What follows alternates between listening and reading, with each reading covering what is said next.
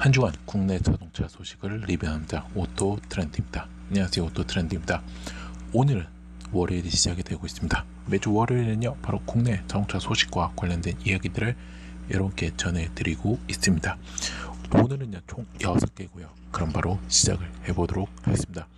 일단 첫 번째 소식 바로 현대차 이야기입니다. 현대차가 전 세계 최초로 수소 전기 대형 트럭 양산 체제를 구축하고 스위스에 수출을 시작을 하며 본격적인 유럽 친환경 사용차 시장 공략에 나선다고 합니다. 현대차는요, 지난 6일 전남 광양시 광양항에서 세계 최초로 양산한 수소전기 트럭, 대형 트럭 엑시언트 수소전기 트럭 10대를 선적하고 스위스로 수출을 했다고 합니다. 수소전기 대형 트럭의 일반 고객 판매를 위한 양산 체제를 갖춘 것은 바로 현대차가 최초이죠. 주요 경쟁사들보다 한 발 앞서 수소전기 사용차 시장을 선점한다는 발판을 마련했다는 점에서 의미가 크죠. 그리고 현대차는 올해 말까지 40대를 추가로 수출한 후 2025년까지 단기적으로 총 1600대를 공급을 한다고 합니다. 스위스 수출을 시작해가지고요, 독일과 네덜란드, 오스트레일리아, 노르웨이 등 공급지역 유럽 전역으로 확대하고 나아가 북미 상용차 시장까지 진출할 계획이라고 합니다. 현대차가 만든 이 엑시언트 수소 전기 트럭의 스위스 시장 공급은요, 전통적인 차량 판매 방식이 아닌 운행한 만큼 사용료를 지불하는 싱글맨 모빌리티 서비스 형태로 이루어진다고 합니다. 그래서 트럭을 이용하는 고객사는요, 트럭 운전기사만 고용하면 되기 때문에 시장을 빠르게 확대시킬 수 있을 것으로 현재 기대를 하고 있다고 합니다.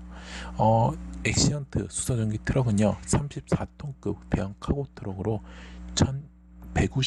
190kW급 수소 연료 전지 시스템과 체력 출력 350kW급 구동 모터를 탑재를 했다고 합니다. 주행시 1회 거리는요, 약 400km로 충전 시간은 8분에서 길어도 20분 정도 소요가 되도록 개발을 했다고 합니다. 그래서 이렇게 알아주시면 좋을 것 같습니다. 그리고 또 현대자동차가 수소 전용 대형 트럭 컨셉트카인 HDC6 넵튠에 기반의 장거리 운송용 대형 트럭터를 북미와 유럽 등 글로벌 시장에 출시할 계획을 하고요. 이 컨셉트카는 지금 1일 충전 거리가 1000km 이상으로 현재 목표로 잡고 있다고 한다는 점을 여러분께 알려드리도록 하겠습니다. 그래서 이렇게 알아주시면 좋을 것 같고요. 그 다음 이야기 바로 한국전력입니다. 한국전력이요, 이 전기자동차에 충전 플러그만 꽂으면 사용자 인증과 결제가 자동으로 이루어지는 플러그 앤 차지 충전 기술을 개발을 했다고 합니다. 이 기술은요, 전기차에 충전기를 연결하면요, 전기차에 저장된 차량 정보와 결제 정보를 이용해 별도 사용자 확인과 결제 단계 없이 간편하게 충전하는 방식인데요. 현재 기존에는 여러분이 알다시피 전기차 오너분들은 알다시피 충전할 때 회원카드 인증이나 신용카드 결제 단계를 거쳐야만 했습니다. 근데 이거를 이제 원스톱으로 한다는 점이죠. 그래서 내년부터 전기차 제조사들이 플러그 앤 차징 방식을 적용한 전기차 출시를 확대 예정이라며, 한전은 공용 급속 충전기에 플러그인 차징 기능을 우선 적용해 내년부터 본격적으로 사용할 수 있을 것이라고 밝혔습니다. 이 한전이 이 서비스를 위해서 이 공개키 기반 구조를 민간 충전 사업자나 전기차 제조사에 제공해 초기 투자 비용 부담 없이 플러그 앤 차지 서비스를 할 수 있도록 지원할 계획이라고 합니다. 근데 이게 이제 아까 제가 처음에 말씀드린 공개키 기반 구조 PKI는요, 전기차와 충전기 간 보안 통신을 구현하기 위해 충전기, 전기차 등 전자 인증서를 발급해주는 시스템입니다.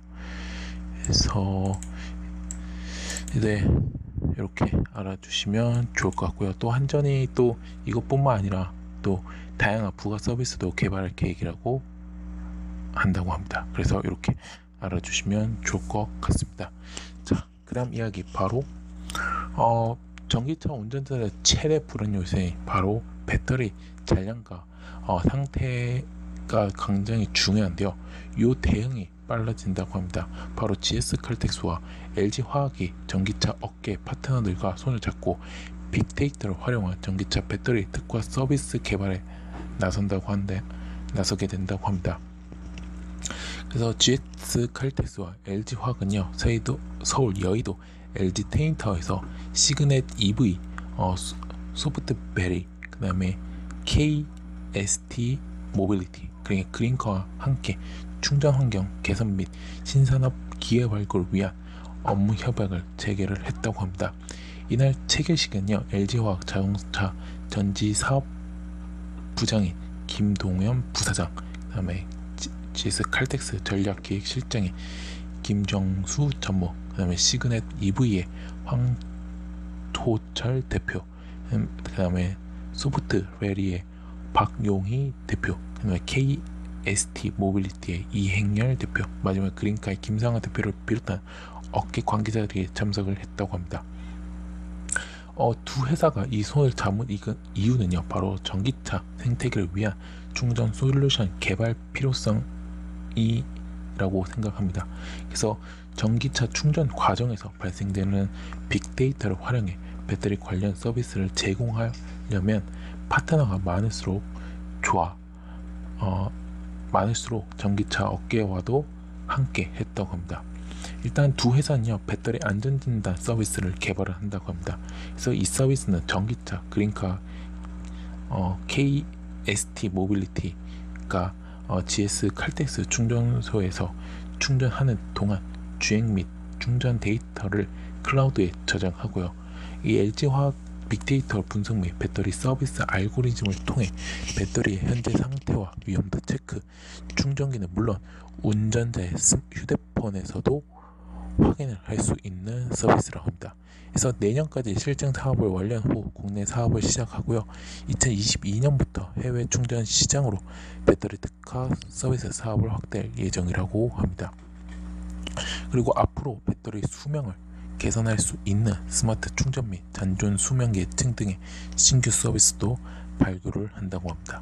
그래서 이렇게 알아주시면 좋을 것 같습니다.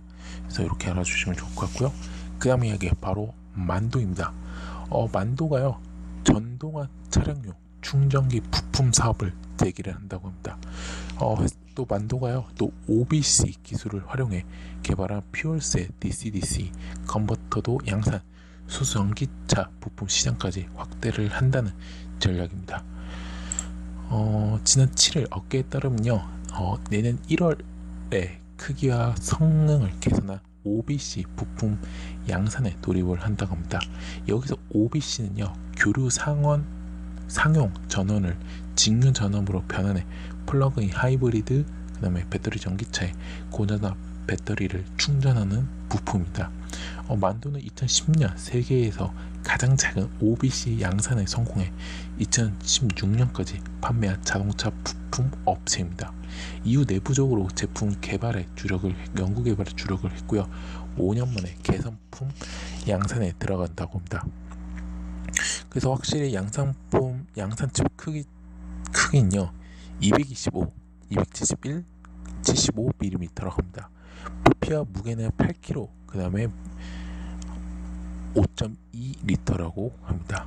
그래서 내부 패키징을 좀 단순화하고요, 부품 수를 줄여서 가격 경쟁력을 확보를 했다고 합니다.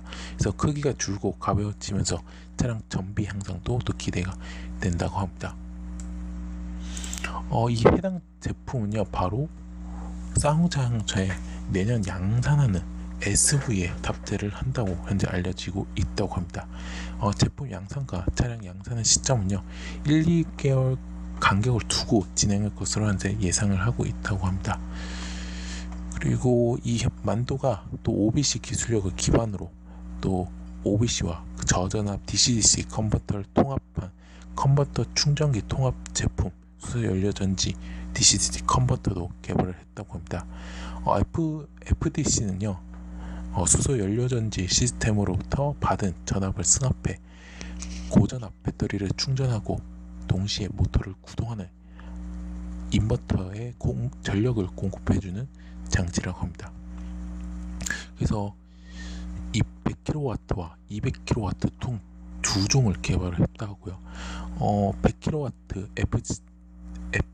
FDC는요 내년 6월에 양산에 들어간다 하고요. 그리고 200kW FDC는요 제가 아까 첫 번째에서 얘기했던 수소 현대자동차의 수소 전기 대형 트럭 컨셉트카인 DHC-6 넵튠의 겨냥에 만든 제품이라고 합니다. 그래서 이 프로젝트 결과에 따라서 양산 차량에 납품이 이어질 가능성이 높아 보이고 있다고 하고요.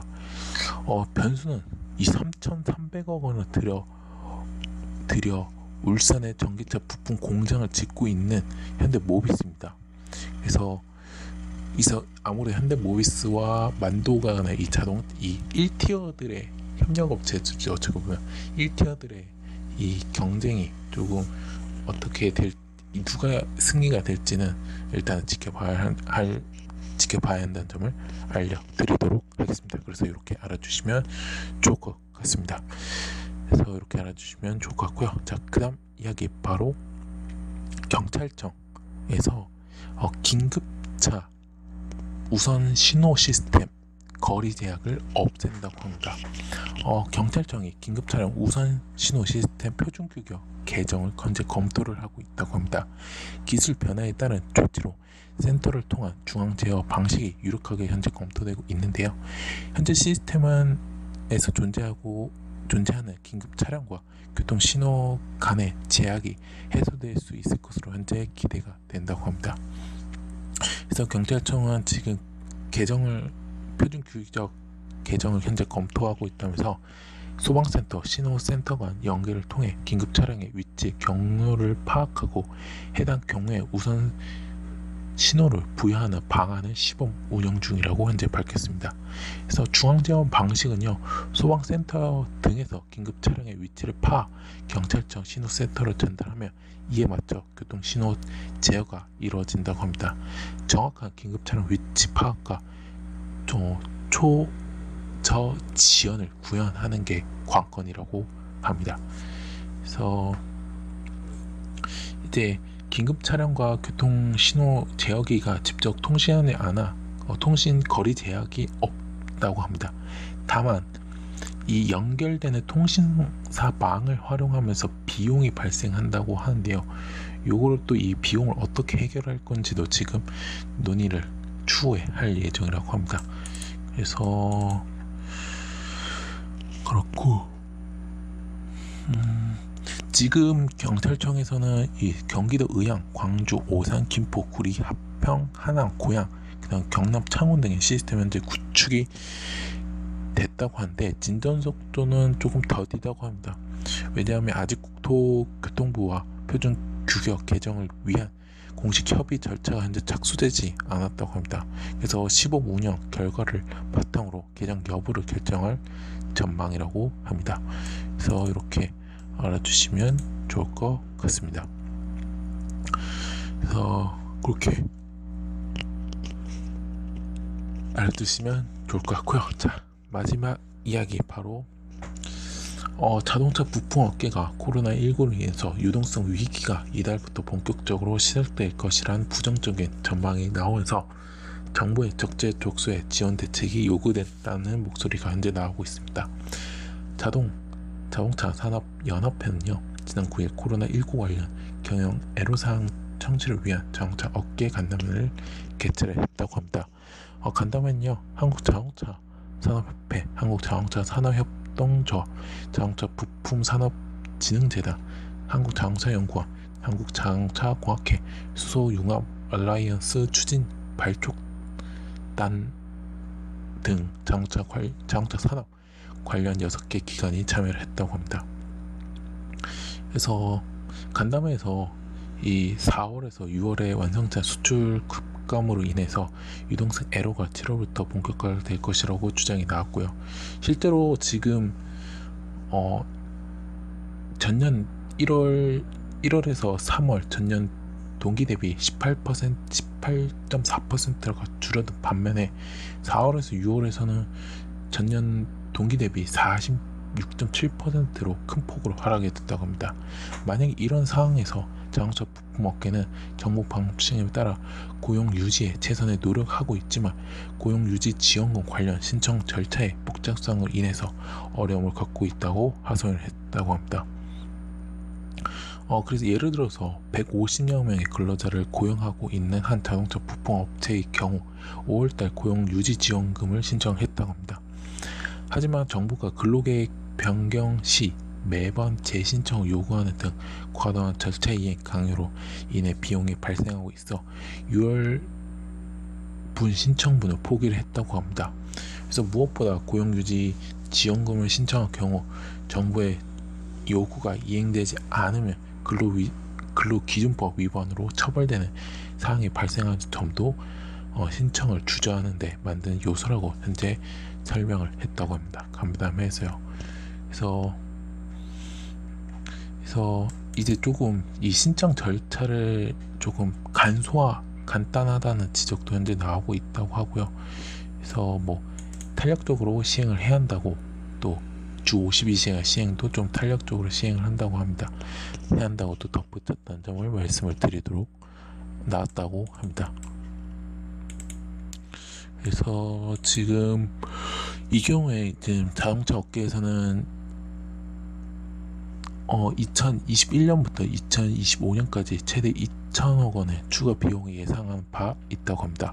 다만 환경부 관계자는요, 배출권 거래제 유상 할당은요 현재 논의 중인 상황에서 확정이 된 것은 아니라며 이루어져도 대상 업종은 31개사로 5년간 600억 원 수준으로 예측하고 있다고 이렇게 설명을 했다고 합니다. 그래서 이 얘기가 왜 나온 거면 환경부가 내년부터 자동차 CO2 기준 설정, 저무공해차 판매 의무제 도입에 따른 또 페널티 신설 및 추가적인 환경 규제 강화를 추진 중인 상황이라서 이렇게 나왔다고 합니다. 그래서 조금 이제 자동차 완성차 업체는 일단은 반등을 좀 노리고 있죠, 하반기에. 근데 이제 부품 업계들은 지금 반등이 아니라 지금 계속 하락이 있기 때문에 좀 정부의 지원 대책이 나왔으면 하는 바람이 크다는 점을 지금 간담회에서 오늘 나왔다는 점을 말씀을 드리도록 하겠습니다. 그래서 이렇게 마치도록 하겠고요. 오토트렌드는요, 자동차와 모터스포츠 관련된 다양한 영상들을 업로드를 하고 있습니다. 뭔가 말이 잘못됐죠? 네, 그래서 오토트렌드가 준비한 국내 자동차 소식은 여기서 마치도록 하겠습니다. 오토트렌드는 현재 네이버와 디스토리 팟빵과 파티 유튜브에 현재 활동하고 있습니다. 자동차뿐만 아니라요, 모터스포츠 관련된 리뷰 영상 포스팅까지 하고 있을까요? 네이버는 서로의 이후 추가해 주시면 감사했고, 디스토리 구독, 팟빵과 파티에서 구독 및 후원, 마지막으로 유튜브에서는요 구독 및 좋아요, 알람 설정까지 눌러 주시면 대단히 감사하겠습니다. 저는 내일 국내 모터스포츠 소식에서 뵙도록 하겠습니다. 지금까지 오토트렌드였습니다. 감사합니다.